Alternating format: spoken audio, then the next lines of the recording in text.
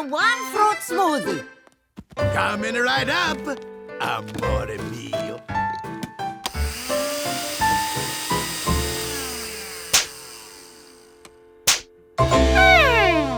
George didn't need an alligator, just something that sounded like one. Why, you want to take the clipboard? Sure. But why? You opening up your own restaurant, Georgie?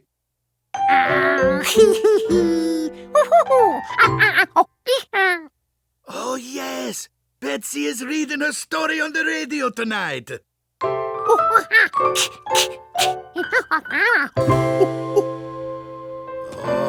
you want to make an alligator sound for the reading? Great idea. Let's see that list again. A train? I have just the thing. Okay, close your eyes.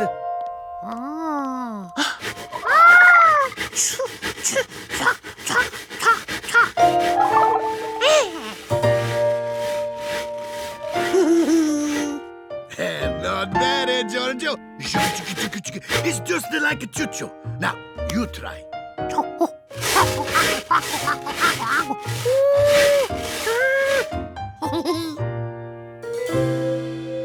Oh, this looks like a sword fight. What could we use?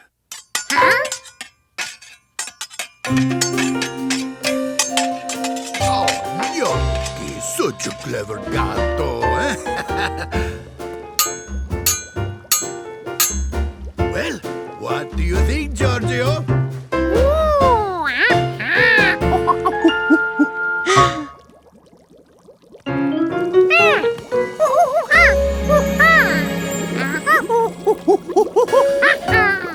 Yes, that does sound like a witch's pot.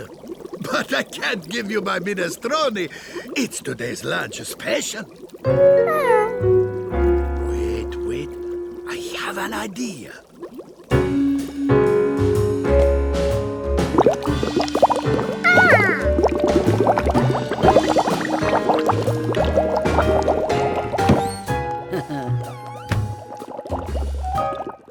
I let the customer know her fruit smoothie will take a little longer.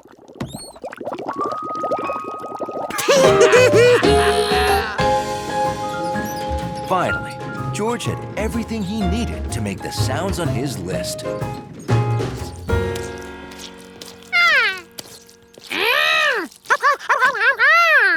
One of my sounds I needed was boots in mud. So I filled my shoes with oatmeal. Not a good idea. It's okay. I found something else that works. But now, I want to change before the show. I'll be back soon and explain all the stuff I found. Steve had very different sounds on his list. There was a galloping horse, boots walking in mud, a honking goose, and thunder.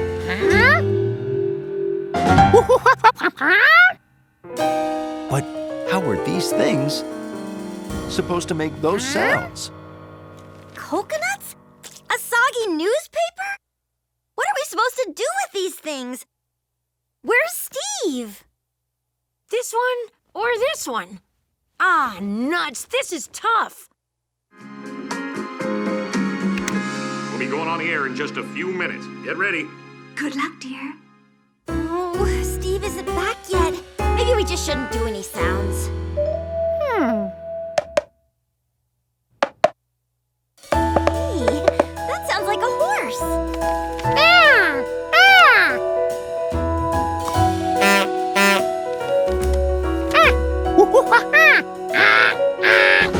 Right, the goose, of course.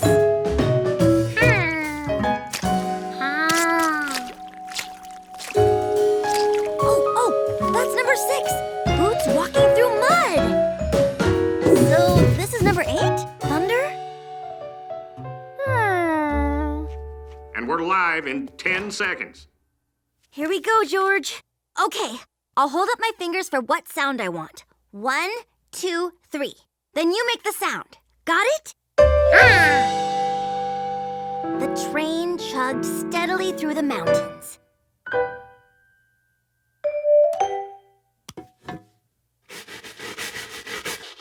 Natty, that's our wire brush and pan. Sounds nice.